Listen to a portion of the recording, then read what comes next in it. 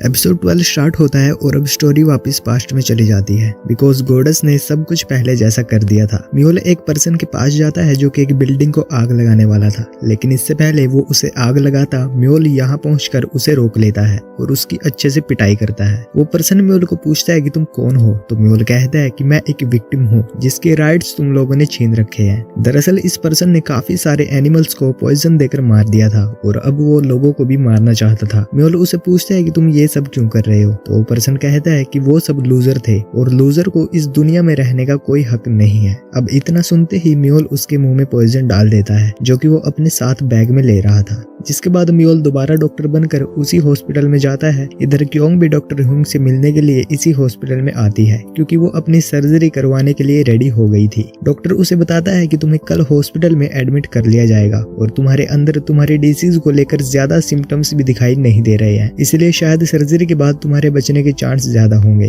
वहीं दूसरी ओर म्योल गोडस से मिलता है और उसे कहता है कि तुम जिन इंसानों को इतना प्यार करती हो वो इसके लायक नहीं है। लेकिन इससे पहले गोडस कुछ बोलती म्योल कहता है कि मैं जानता हूँ ये तुम्हारा एक गार्डन है और मैं इस गार्डन में बटरफ्लाई हूँ, लेकिन मैं बार बार उन्हीं फूलों पर बैठकर थक गया हूँ और मुझे तो अब एक भी फूल पसंद नहीं है। ये कहकर वो यहाँ से जाने लगता है तो गोडस उसे सॉरी बोलती है, लेकिन म्योल कहता है कि अब काफी देर हो गई है। अब वो यहाँ से बाहर निकल रहा होता है तो उसकी टक्कर क्योंग से हो जाती है, जिसे देखकर क्योंग पहले की तरह सोचती है कि ये कितना स्मार्ट है। तो म्योल भी उसे कहता है कि हाँ मुझे पता है मैं स्मार्ट हूँ, लेकिन फिलहाल मैं बिजी हूँ। ये कहकर म्योल यहाँ से चला जाता है बिकॉज अब तो ये दोनों एक दूसरे के लिए अनफेमिलियर हो चुके थे और थोड़ी देर पहले गोडस इसीलिए म्योल को सॉरी बोल रही थी क्योंकि उसने इन दोनों की काफी मेमोरी इरेज कर दी थी। जिसके बाद क्योंग डालगोना से मिलती है जिसकी सर्जरी हो चुकी थी। वो क्योंग को पूछती है कि तुमने सर्जरी करवाने का डिसीजन एकदम से कैसे ले लिया, बिकॉज पहले तो तुम इसके लिए तैयार ही नहीं थी और तुम पहले की तरह अब हैप्पी भी नहीं लग रही हो। तो क्योंग कहती है कि मुझे अपनी डिसीज की वजह से अपने पास्ट का कुछ भी याद नहीं है और मैं अपनी सारी नाइस मेमोरीज को भूलने लगी हूँ। डालगोना क्योंग को एक बकेट देती है और फिर घर आकर क्योंग अपनी डायरी को देखकर कहती है कि शायद पहले मैं अपने काम को लेकर काफी बिजी रहती थी। इसी बीच उसकी आंटी उसे पूछती है कि तुमने फ्रीजर में इतने दिनों पहले का दूध क्यों रखा हुआ है। तभी सियोन भी उसे बताता है कि तुम्हारे फोन पर तुम्हारे एक्स बॉयफ्रेंड के मैसेजेस आ रहे हैं और इन सारी मूवमेंट से हमें पता चलता है कि गोडस ने इन सभी की मेमोरीज को भी इरेज कर दिया था। इधर म्योल अपने घर में अपनी घड़ी को देख रहा होता है जिसमें 12 बजने ही वाले थे। ये देखकर वो एकदम से बाहर जाने लगता है, लेकिन फिर वो रुक जाता है और सोचता है कि मैं कहाँ जा रहा हूँ, मुझे तो बाहर कुछ काम ही नहीं है। इधर क्योंग भी अपने घर की छत पर खड़ी हुई थी और उसके हाथ में वो ब्रेसलेट अभी भी डला हुआ था। तभी उसकी आंटी उसके पास आती है और उसे मोटिवेट करने लगती है बिकॉज कल क्योंग की सर्जरी होने वाली थी।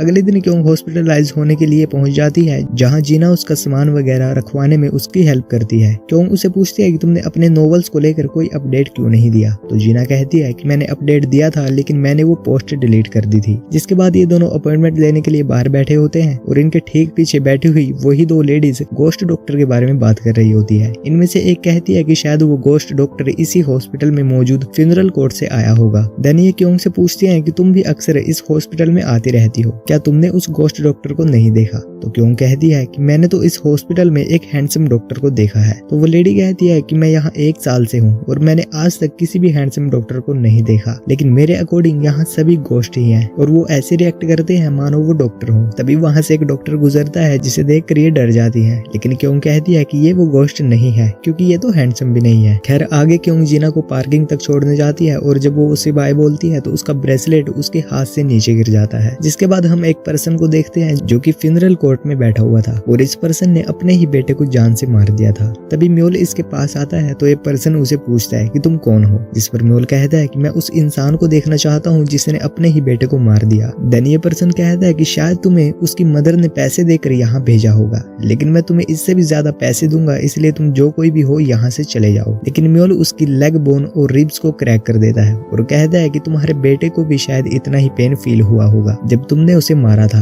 अब ये पर्सन अपनी जान बचाने के लिए यहाँ से भाग रहा होता है और ये भागते भागते पार्किंग में आ जाता है, लेकिन अब म्योल इसका पीछा कहाँ छोड़ने वाला था। इधर क्योंग अपने ब्रेसलेट को नीचे से उठा रही होती है जो कि एक गाड़ी के नीचे चला गया था। इसी बीच यहाँ मौजूद सारी गाड़ियों की लाइट्स ऑन हो जाती है जिस कारण क्योंग का ध्यान इन दोनों पर जाता है। म्योल उस पर्सन को मारने ही वाला होता है कि तभी उसकी नजर क्योंग पर पड़ती है और वो पर्सन उसके हाथों बच निकलता है और ये सीन यहीं पर कट हो जाता है। नेक्स्ट सीन में हम चा को देखते हैं जो कि जीना के new novel love like a rain shower को ओपन करता है, लेकिन तभी वो समझ जाता है जीना ने उसी को इस नोवेल का मेन कैरेक्टर रखा है और इनकी कहानी उसकी रियल स्टोरी पर ही बेस्ड है। ये देखकर वो यहाँ से चला जाता है। देन ली इस नोवेल को उठाकर रीड करने लगता है और वो देखता है कि इस नोवेल के राइटर का नाम ली ह्यून था। दरअसल ये जीना का सीक्रेट नेम है और वो इसी नाम से राइटिंग करती है। अब ये देखकर ली सोचता है कि ये तो वही राइटर है जो कि अपने हर नोवेल में सेम स्टोरी रखा करती है जिसमें हीरो हीरोइन को रिजेक्ट करके चला जाता है। इधर चा जीना से मिलता है और उसे पूछता है कि तुम्हारे न्यू नोवेल में मैं ही मेन कैरेक्टर हूँ, है ना? और तुम्हें पता है कि मैं तुम्हारा हर नोवेल रीड करता हूँ। लेकिन जीना उसकी बात का कोई जवाब नहीं देती और उसे इग्नोर करके यहाँ से चली जाती है। जिसके बाद चा जीना से उसके घर पर मिलने जाता है और उसे पूछता है कि क्या तुम मुझे लाइक करती हो? अगर ऐसा है तो तुम मुझे क्लियर आंसर दे दो ताकि मुझे ऐसा ना लगे कि मैं तुम्हें किसी और से चुरा रहा हूँ, और अगर तुम ना करोगी तो मैं सिर्फ वन साइड लव करूंगा। जीना उसकी इस बात का कोई रिप्लाई नहीं करती और ये देखकर चा कहता है कि ठीक है, तुम मुझे सोचकर बता देना। ये कहकर वो यहाँ से जाने लगता है, लेकिन जाते जाते वो कहता है कि तुम नेक्स्ट एपिसोड में ये भी बता देना कि तुम मुझे 9 साल बाद कैसे मिली थी। इधर क्योंग म्योल को कॉफी देती है, लेकिन म्योल मना करते हुए कहता है कि मैं कॉफी वगैरह नहीं पीता।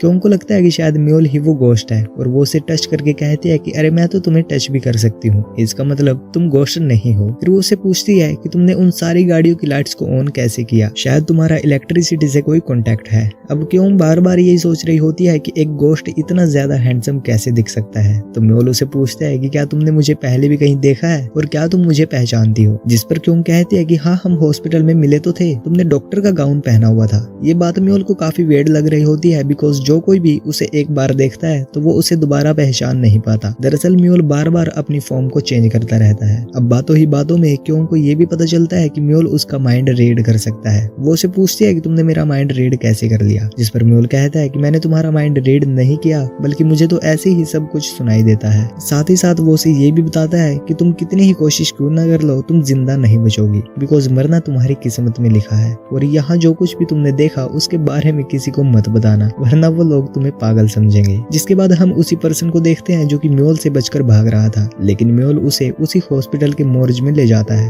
हालांकि वो काफी रिक्वेस्ट करता है कि मुझे माफ कर दो, लेकिन म्योल उसकी एक नहीं सुनता और वो उसे मोर्ज में ही बंद कर देता है। अगले दिन क्योंग अपने रूम में होती है जहाँ वही 2 लेडीज दोबारा उसे डरा देती है। वो कहती है कि कल रात इस हॉस्पिटल से किसी के चिल्लाने की आवाज आ रही थी और यहाँ किसी की डेथ भी हुई है। ये सुनकर क्योंग अपनी आंटी को कहती है कि जरूर इस हॉस्पिटल में कोई गोश्त है और हमें किसी दूसरे हॉस्पिटल में जाना चाहिए, लेकिन उसकी आंटी कहती है कि दूसरे हॉस्पिटल्स में तो इससे भी ज्यादा बुरा हाल है और वैसे भी तुम इस हॉस्पिटल के डॉक्टर को काफी अच्छे से जानती हो। खैर आगे प्रिंस क्योंग से मिलने आता है और कुछ बातें हो जाने के बाद वो उसे पूछता है कि उस स्टोरी की एंडिंग के लिए तुमने क्या सोचा, जिसके बारे में तुमने मुझे एडवाइस मांगी थी कि अगर तुम किसी लड़के से प्यार करोगी तो ये सारी दुनिया खत्म हो जाएगी, लेकिन अगर तुम दुनिया को बचाना चाहोगी तो वो पर्सन मर जाएगा जिससे तुम प्यार करती हो। ये सुनते ही क्यों सोच में पड़ जाती है बिकॉज उसे तो कुछ भी याद नहीं था। देन प्रिंस उसे बताता है कि मेरे पास उस स्टोरी को लेकर एक एंडिंग है कि क्यों ना टाइम स्लीप हो जाए और सब कुछ पहले जैसा नॉर्मल हो जाए और फिर ये चूज करने की जरूरत ही नहीं पड़ेगी कि उसे अपने प्यार को चुनना है या फिर इस दुनिया को।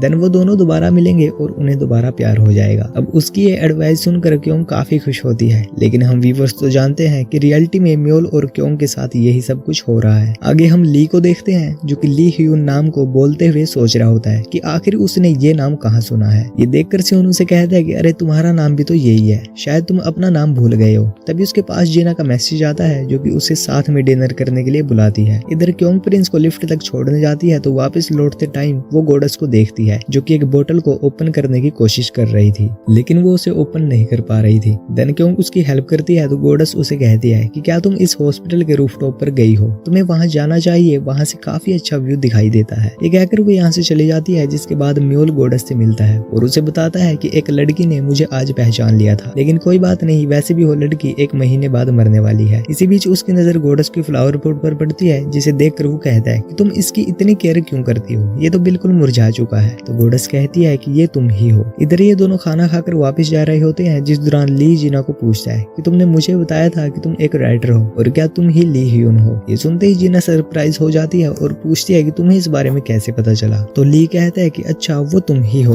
तुम्हारी हर स्टोरी का मेन कैरेक्टर मैं ही होता हूँ। तो जीना कहती है कि क्या तुम मेरे हर नोवेल को पढ़ते हो और अगर पढ़ते हो तो न्यू नोवेल को मत पढ़ना, बिकॉज तुम्हें तो पता ही है हर नोवेल में सेम स्टोरी होती है। लेकिन ली कहता है कि तुम्हारी न्यू स्टोरी के बारे में मैं नहीं जानता, इसलिए मैं उसे भी पढ़ लूंगा। अब उसका फेस रिएक्शन देखकर जीना समझ जाती है कि वो जानता है उसका न्यू नोवेल चा के कैरेक्टर पर बेस है। इधर क्योंग हॉस्पिटल के रूफटॉप पर जाती है, जहाँ उसे दोबारा से म्योल मिलता है जो कि अपनी सिगरेट जलाने ही वाला था। क्योंग उसे कहते हैं कि हॉस्पिटल में स्मोकिंग करना अलाउड नहीं है, तो म्योल कहता है कि तुम अपने काम से काम रखो और अगर तुम्हें मरना ही है तो तुम कहीं और जाकर मरो। तो क्योंग गुस्से में कह देती है कि मैं चाहती हूँ ये दुनिया खत्म हो जाए। ये सुनकर म्योल काफी खुश होता है और उसके करीब आकर कहता है कि मैं तुम्हें पसंद करता हूँ और तुम्हारे अंदर ये कैपेबिलिटी है, तुम इस दुनिया को खत्म करने की विश कर सकती हो। लेकिन क्योंग की तो समझ ही नहीं आ रहा था कि वो क्या कह रहा है। देन वो यहाँ से चली जाती है, पर म्योल उसके पीछे पीछे लिफ्ट में भी आ जाता है और उसे बताता है कि तुम्हें पेन स्टार्ट होने वाला है। अब उसके इतना कहते ही क्योंग को काफी तेज पेन होने लगता है और वो लिफ्ट के फ्लोर पर ही गिर जाती है। वो म्योल से हेल्प मांगती है तो म्योल उसे कहता है कि अगर मैं तुम्हारी हेल्प करूं तो तुम मेरे लिए क्या करोगी। पर क्योंग इतने ज्यादा पेन में थी कि वो उसकी बात का कोई जवाब नहीं देती। देन म्योल उसका पेन खत्म कर देता है और कहता है कि तुम्हें इस दुनिया को खत्म करने के लिए मुझसे विश मांगनी होगी और वैसे भी तुम तो मर ही जाओगी, लेकिन इस दुनिया के बुरे लोग जिंदा रहेंगे। पर क्योंग कहती है कि अगर मैं ये विश कर भी दूं तो क्या तुम इसे पूरी कर पाओगे, तुम्हारे अंदर इतनी कैपेबिलिटी है। तो म्योल उसे बताता है कि मैंने तुम्हारा हाथ पकड़ लिया इसलिए तुम्हारा पेन खत्म हुआ। लेकिन क्योंग कहती है कि ये तो सिर्फ एक कोइंसिडेंट था। अब क्योंग को विश्वास दिलाने के लिए वो उसे उसके फेवरेट बीच पर ले जाता है जहाँ क्योंग अक्सर आया करती थी, पर उसे अभी भी बिलीव नहीं हो रहा था। वो म्योल को पूछती है कि तुम आखिर कौन हो। तो म्योल कहता है कि मैं अपोक्लिप्स हूँ और मैं तुम्हारे पेन को तुम्हारी आखिरी सांस तक खत्म कर सकता हूँ, लेकिन उसके बदले तुम्हें इस दुनिया को खत्म करने की विश मुझसे मांगनी होगी। लेकिन क्योंग उसकी बात मानने से इनकार कर देती है। इसी बीच म्योल उसके ब्रेसलेट के बारे में पूछता है तो क्योंग कहती है कि मुझे नहीं पता ये मुझे किसने दिया था, लेकिन जब मैं इसे नहीं पहनती तो मुझे स्ट्रेस फील होने लगता है। तभी म्योल क्योंग को टच करने लगता है और उसकी खुद भी ये समझ नहीं आ रहा था कि वो उसे टच क्यों कर रहा है। क्योंग भी उसे देख रही होती है और वो उसे एक बार भी नहीं रोकती। लेकिन तभी म्योल अपने घर आ जाता है और क्योंग वापस उसी लिफ्ट में पहुंच जाती है। इसी बीच क्योंग देखती है कि उसकी आंखों से आंसू निकल रहे थे। इधर म्योल भी अपनी आंखों में आंसू नोट करता है और वो सीधा गोडस के पास जाकर पूछता है कि तुमने मेरे साथ क्या किया। तो गोडस कहती है कि मैंने तुम्हारे साथ कुछ नहीं किया, बल्कि ये सब उसी की वजह से हुआ है। ये सुनते ही म्योल यहाँ से चला जाता है और गोडस देखती है कि उसके फ्लावर पॉट में मौजूद प्लांट थोड़ा ठीक हो गया था। वहीं दूसरी ओर क्योंग अपने फोन में ह्यूमन नाम का नंबर सर्च करती है और जैसे ही वो उस नंबर पर कॉल लगाती है तो उसे एक रिंग सुनाई देती है जो कि उसके सामने मौजूद म्योल के फोन में बज रही थी। अब इस मोमेंट में दोनों काफी ज्यादा शॉक हो जाते हैं और एक दूसरे को देखने लगते हैं एंड ये एपिसोड यहीं पर खत्म हो जाता है। तो गाइज ये थी 12 एपिसोड की एक्सप्लेनेशन। आई होप आपको ये ड्रामा काफी पसंद आ रहा होगा। अगर ये वीडियो थोड़ी सी भी अच्छी लगी हो तो इसे लाइक कर देना और ऐसी ही वीडियोस के लिए हमारे चैनल को सब्सक्राइब कर देना।